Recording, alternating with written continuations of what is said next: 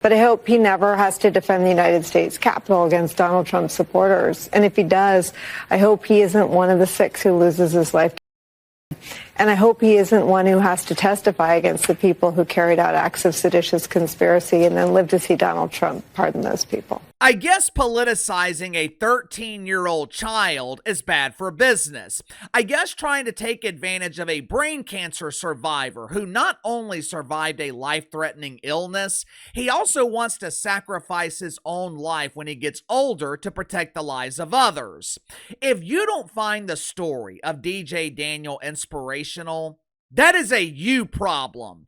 This kid has more patience, more understanding at 13 years old than Uncle KC has at the age of 40. I have so much respect for police officers because I could not do what they do. I could not deal with what they have to deal with on a daily basis. I would be a terrible cop. I don't like taking orders. It's the reason that I've never had a job as a waiter or as a bartender. Yeah, I would like to order a glass of water, please. Go get it yourself, asshole. What do I look like? Your waiter? For the vast majority of normal people, watching DJ Daniel being honored by the Trumper the other night, it was a very heartwarming story. Seeing his proud father sitting there next to him, seeing the surprise on DJ Daniel's face when he found out that he was becoming an honorary member of the Secret Service, watching him hug that dude from the Secret Service to show his appreciation for the honor. For normal people, it was a moment where we could set the politics to the side and just enjoy the moment. Not MSNBC and the Party of Misery, though. No, no, no, no, no. This was not a celebratory moment. This was not a moment that could temporarily unify us. UNITY. Most deacons at Woke United Methodist, they refuse to allow themselves to get caught up in the moment. Nancy Pelosi, she refused to even acknowledge DJ Daniel. Her facial expression was stoic. Granny Nancy, she looked like she was caught in the winds of the Boodle breeze. Liz Warren, she didn't know what the hell was going on. She was too busy texting on her phone, organizing battle plans with the Florida State Seminole. The Patriots are coming! The Patriots are coming! Bring out the muskets! We must defend Tallahassee! Even though their refusal to stand and enjoy the moment was absolutely deplorable, it was a hell of a lot better than what Nicole Wallace and Rachel Maddow were doing, which was politicizing the moment while trying to compare it to January 6th. Why does the Party of Misery constantly live in the past? Why does the party of bitterness whine and complain about things that happened years ago? Hell, in some cases, they're complaining about things that happened centuries ago. Correct me if I'm wrong here. The January 6th that Nicole Wallace was referring to, it was January 6, 2021. I look down here at my calendar. It is currently the year of our Lord 2025. It has been over 1,500 days since January 6th. Yet for some reason, they just can't seem to let it go. But there is one thing that MSNBC is letting go of: ratings. Of course, it's not voluntary. MSNBC, they are trying to recapture their audience. They fired the Wicked Weave Joy Reid. They are trying to appeal to a broader audience. They begged Rachel Maddow to return to primetime 5 nights a week, which is strange because they should be begging Rachel Maddow to hop on her broom and get the hell out of there. But imagine my surprise when I see a headline at the New York Post yesterday morning highlighting the rapidly declining ratings for Nicole Wallace and MSNBC. I guess the lonely men in MSNBC's audience, I guess they don't like the politicization of children either. Unfortunately, MSNBC seems to be oblivious to their ratings circling the pooper, because yesterday morning, there was a butt bongo celebration on the network. Make sure to like and subscribe. You can follow me on Twitter at Casey_BTL84. Link to the second channel is in the description below. Later today on the second channel, we might be talking about the cat fight between LeBron James and Stephen A. Smith. Just depends on how I feel. I think I need a little break this afternoon, but if we do get to that, I might also talk about the fact that the Lakers season is potentially over. LeBron James, he injured his groin last night. He could potentially miss several weeks. As great as Luka Doncic is, there is no way he is carrying this group of scrubs through the playoffs. So, if you haven't already, head over to the second channel and subscribe. Headline at the New York Post. Nicole Wallace ratings plummet as host ripped for comments about young cancer survivor DJ Daniel. Throughout the week this week, MSNBC has been pressured to fire Nicole Wallace for obvious reasons. The good news for Nicole, she will always have job security. Since she's got two first names, she can always land a job at the Cemetery News Network. As you guys know, you are automatically qualified to collect woke welfare from CNN if you have two first names. It's the equivalent of checking multiple woke boxes. Third quarter 2024.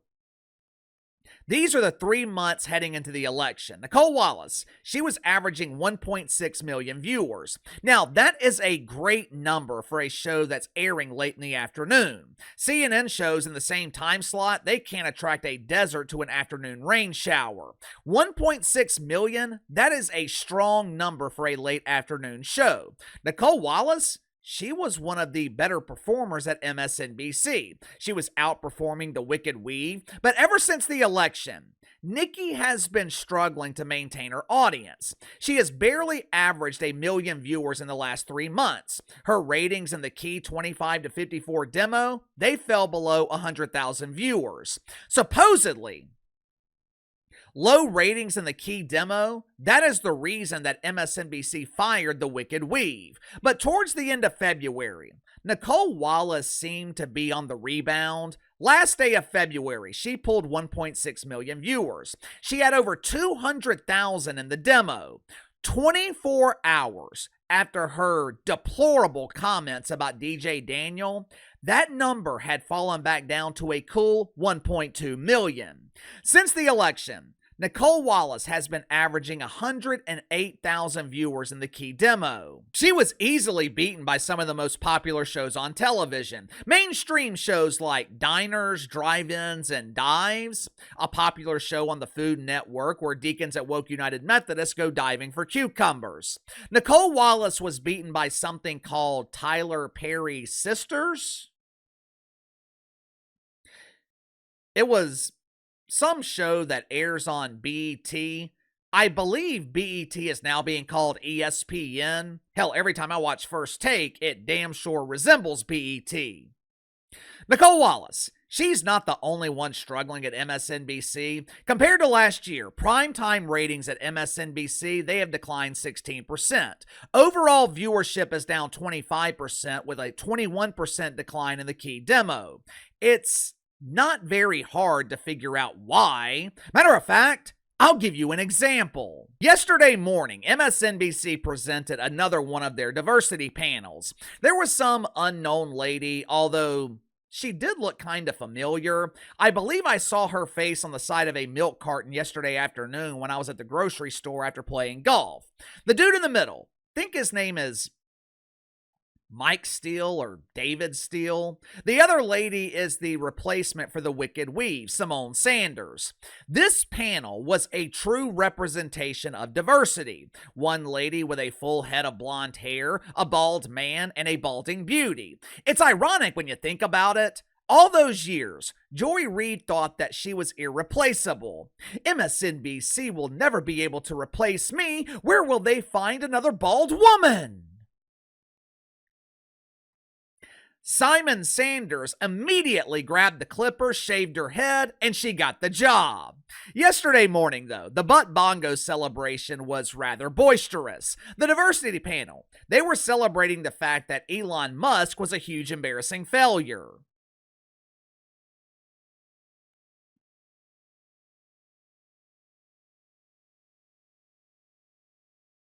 I don't know about you guys, but I would never consider the richest man in the world a huge embarrassing failure. But this is MSNBC, the network where logic doesn't apply. Apparently, another SpaceX Starship exploded mid-flight, and MSNBC, they took this as an opportunity to celebrate. Watch it for yourself. On Thursday, a SpaceX Starship rocket exploded just minutes into its test flight. The FAA temporarily stopped air traffic around Miami, Fort Lauderdale, West Palm Beach, and Orlando. It is the second consecutive Starship test flight from Elon Musk's company to end with destruction. All I could think about was, oh, I can't sing. No, please don't. That's good. That's good. We got it. We understand how painful that was for y'all out there. Oh, this is amazing!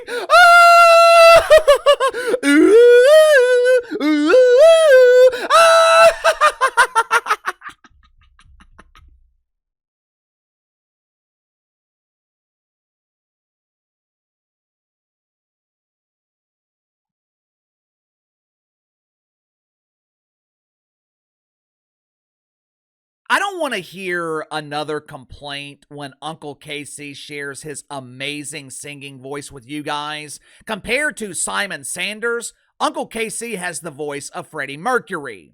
You know, most people celebrate birthdays, they celebrate anniversaries, graduations, people who hate their jobs, they celebrate happy hour, baby showers, your team winning the Super Bowl or the NBA Finals, World Series, Mardi Gras, Trump winning the election while America rejects the woke fungus. These are the causes of celebration for normal people.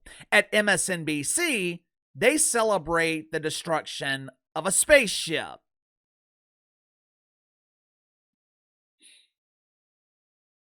What the hell's wrong with these people?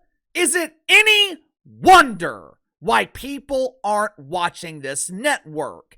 MSNBC is an absolute disgrace. And look, it's not just MSNBC. The entire mainstream media is completely out of touch with normal people. Outside of Scott Jennings, it's the same thing at CNN. MSNBC is a network of huge embarrassing failures, and they are celebrating Elon Musk having a minor setback. Clearly, they know nothing about business. They know nothing about inventing things. You don't just wake up one morning and fly into space. It takes a lot of trial and error, a process that MSNBC should be implementing themselves so they could find someone in prime time that can actually maintain their audience. Now, to their credit, MSNBC does have the error part of that process mastered.